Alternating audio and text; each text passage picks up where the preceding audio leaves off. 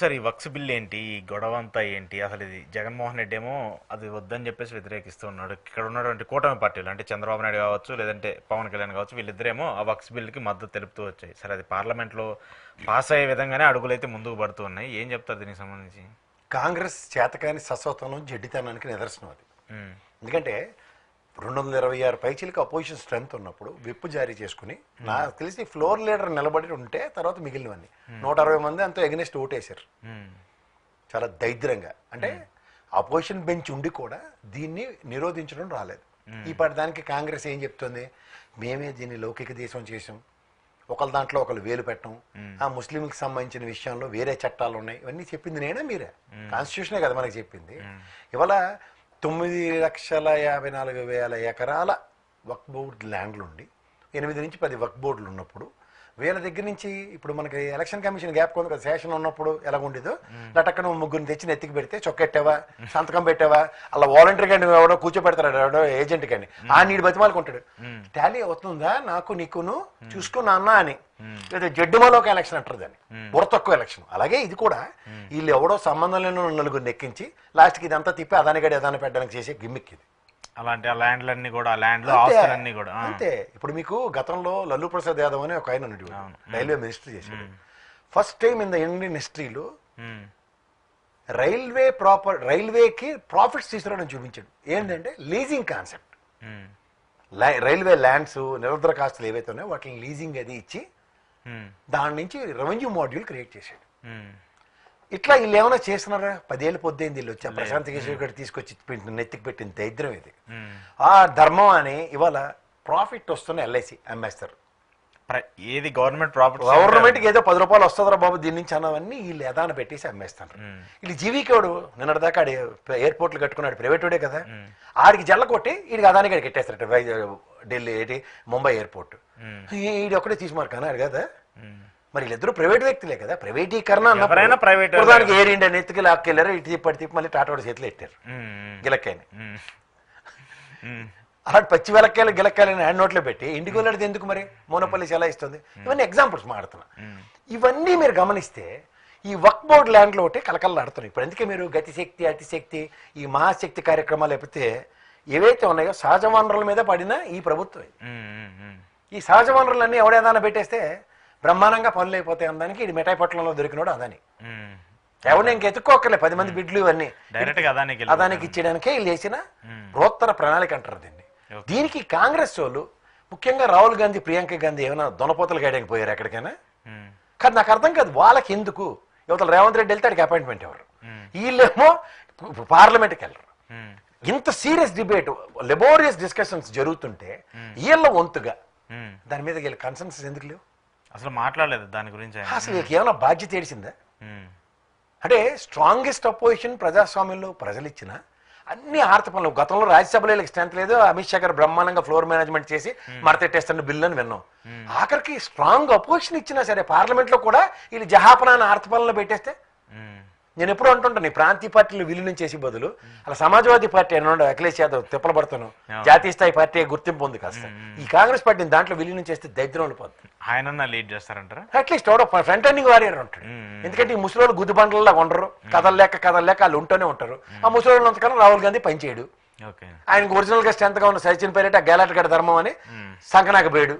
ఇక్కడ మిగిలింది ఎవరు ఎవరండి, మాధవరావు సింధియా గారు అబ్బాయి, ఆయన కూడా బీజేపీకి పోయాడు. చిన్నపిల్లల బ్యాచ్ లేదు. ఈ ముసలి వృద్ధ జంపుకాల మోతీలాల్ 93 వచ్చి నా అంతా నేను చచ్చిపోయేదాకా వాళ్ళు ఎవరు పార్టీ నొదలరు, తాళాలు ఎవరు. ఇలాంటి వాళ్ళు మనకు అపోజిషన్ పెట్టుకుంటే ఎక్కడికైనా చేస్తాం సార్ అసలు. ఇప్పుడు దీన్ని లౌకిక దేశం, ముస్లిం సామాజిక వర్గానికి ఒక స్పెషల్ లాస్, ఈ వక్ఫ్ బోర్డు ల్యాండ్లన్నీ అప్పటి నుంచి కాన్స్టిట్యూట్ అయ్యి ఉన్న దగ్గర ఇది విడ్డూరంగా లేదు. వాళ్ళకి సంబంధించి న్యాయం చేస్తామని చెప్పేసి చెప్తున్నారు. మరి ఏం చేస్తారు అనేది కూడా ఏం న్యాయం చేస్తారు? ఇప్పుడు నాకు సంబంధం లేని దాంట్లో బోర్డులో మిమ్మల్ని అట్లా వాళ్ళని ఇద్దరిని పెట్టాం అనుకోండి సార్, హిందువులను ఏమన్నా పెడతారు. అది ఎంతసేపు అదాని టాస్క్ ఇచ్చిందే వీళ్ళు నడుస్తుంటది కదా, ఒరిజినల్ టాస్క్ ఏముంటుంది దానికి? పైకి మాత్రం చెప్తారు మేము ఏడ్ చేయమని. ప్రభుత్వానికి సంబంధించిన ఏది కూడా ఇప్పుడు బిఎస్ఎన్ఎల్ చూసినా, ఎల్ఐసి చూసినా, లేదంటే ఏం చూసినా సరే. బిఎస్ఎన్ఎల్ తెలుసా సార్, టవర్లు అన్ని ఎయిర్టెల్ వాడు ఈ జియో వాడు వీళ్ళందరూ వాడి 90% ఎయిర్టెల్ బిఎస్ఎన్ఎల్ టవర్సే. అవును, గవర్నమెంట్ అదే కదా. ఇప్పుడు ఇప్పుడు అప్పట్లో ఈ టెలికాం సంబంధించి ఏదైతే జరిగిందో ఆ టెలికాం సంబంధించి అన్ని కూడా ప్రభుత్వానికి సంబంధించి జరిగినాయి. ఆ తర్వాత ఆ ప్రభుత్వానికి సంబంధించి అన్ని కూడా ప్రైవేట్ కంపెనీలు తీసుకునే పరిస్థితి. అది ఎలాగంటే అంటే మనం ఈ ఎడ్డిమాలోకల్లో కూర్చొని అలానే ఆ UPA government 2G scam 3G scam అని చెప్పి రాజాగండిను ఆ కనిమూలని ఇలాంటి వాళ్ళందరినీ అల్లరి పెట్టి లాస్ట్ కేటీ లేదట. ఏం లేదు అది. అట్లీస్ట్ ఆ సంస్కరణలు తీసుకురావాలి కదా. సంస్కరణలు ఏంటంటే వాళ్ళకాడ సంస్కరణలు అన్నోడికి ఎంట్ల పెట్టినోడు ఎవడు లేక ఈ దరిద్రం అసలుకి. ఇప్పుడు జరుగుతున్నవి మనం వెర్రివేద వల్ల వెర్రి వెంగళప్పలా ఇలా చూస్తే ఇప్పుడు రాహుల్ గాంధీ పార్లమెంట్లో 25 రోజులు బట్టి ఆయనకి మాట్లాడడానికి ఛాన్స్ ఏమిటో లొసుగు ఎందుకు ఇవ్వలేదని మల్లికార్జున గారికి అయితే నీకు తెలీదా అంటే సమాధానం ఊరుకుంటూ పోద్దాం. మరి దేశం అంతా మేము ప్రజలు రిపబ్లిక్ ఛానల్ ఊగిపోతారు కదా.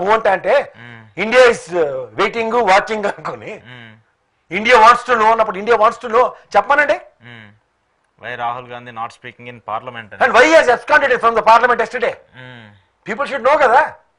ఖచ్చితంగా ఉండాలి ఒక అపోజిషన్ లీడర్ దట్టు. అందులో ఇలాంటి క్రిటికల్ మూమెంట్ లో ఈ బిల్లుని ఏంటో ఏదో ఒకటి తేల్చే విధంగా ఉండాలి కదా. సో ఏంటి ఈ బిల్లు అయితే ఆమోదం ఇంకేంటి పార్లమెంట్ ఎత్తేసిందంటే ఇంకేంటండి. ఆ రాజ్యసభలో అందరూ కొత్తగా సీజన్లో మాకేటి అనుకునే బ్యాచ్ వాళ్ళు మరి ఇక్కడ పవన్ కళ్యాణ్ గారు కూడా 2 ఎంపీ స్థానాలతో ఆయన కూడా సపోర్ట్ చేస్తారు. మరి మళ్ళీ అప్పుడు ఏంటి చెప్పాడు ఎలక్షన్ ముందు ముస్లింలకి ఏమైనా బాధ వచ్చిందంటే నేను బీజేపీతో బాధపడకండి, నేను పెద్దోళ్ళతో బ్రిడ్జ్ కట్టేసి తీసుకెళ్ళిపోయి ఎక్కడ నేను తేల్చుకొచ్చేస్తాను. మరి ఏంటి తేల్చిన వక్ఫ్ బోర్డు బిల్లు నిన్న రంజాన్ మాసం ముగిసి నమాజుల్ లాస్ట్ చౌత కూడా నల్ల బ్యాడ్జీలతో నిరసనలు తెలియజేశారు ఆంధ్రప్రదేశ్లో. ఈవెన్ ఆయన ఆ ఇఫ్తార్ కూడా పార్టిసిపేట్ చేయాలి. ఈవెన్ ఇఫ్తార్ అవాయిడ్ చేశారు. గవర్నమెంట్ ఇచ్చిన ఇఫ్తార్ అటెండ్ కాలే. ఆయన అటెండ్ కాలేదు. ఆయన పార్టీకి సంబంధించి కూడా నాట్ కండక్ట్ ఎనీ ప్రోగ్రామ్ కూడా. వాళ్ళ పార్టీ ఏంటి సార్, ముస్లిం సంఘాలు ప్రభుత్వం ఇచ్చిన ఇఫ్తార్ విందును బాయ్కాట్ చేసి మరి.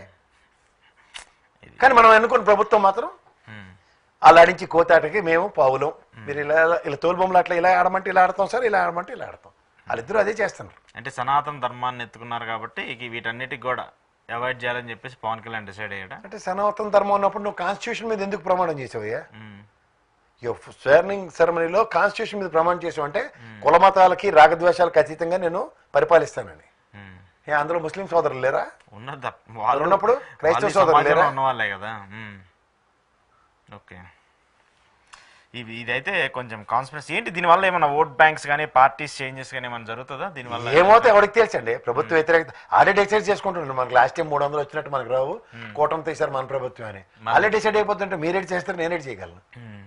రేపు మాపో జమిలి ఎన్నికలు వస్తాయని చెప్పేసి ఒక చర్చ కూడా పెద్ద ఎత్తున జరుగుతుంది. ఈ జేపీ నడ్డా గారు మాట్లాడుతున్నారు దానికి సంబంధించి. జమిలి ఎన్నికలు రాబోతున్నాయి, సో దీన్ని ఇప్పటి నుంచి మీరు స్ట్రెంథన్ చేసుకుంటుంది. ఇంకో విషయం కూడా నిన్న సంజయ్ రౌత్ లాంటి వాళ్ళు ప్రధాని మోదీ దిగిపోబోతున్నాడు, మళ్ళీ కొత్త ప్రధాని రాబోతున్నారని ఇలాంటివి చెప్తా ఉన్నారు. రాష్ట్ర రాజకీయాలే గందరగోళంగా ఉన్నాయంటే ఇప్పుడు దేశ రాజకీయాలు కూడా గందరగోళంగా మారుతున్నారు. ఆయన దిగిపోతారండి బాబు, పదమే పరమావధిగా వచ్చారు వాళ్ళు. ఆ యోగి ఆదిత్యనాథ్ గారు నరేంద్ర మోడీ గారు చిన్నప్పుడు పడ్డ కష్టాలు మన మీద రివెంజ్ తీర్చుకోవడానికి వాళ్ళిద్దరు పదవుల్లో ఉన్నారు.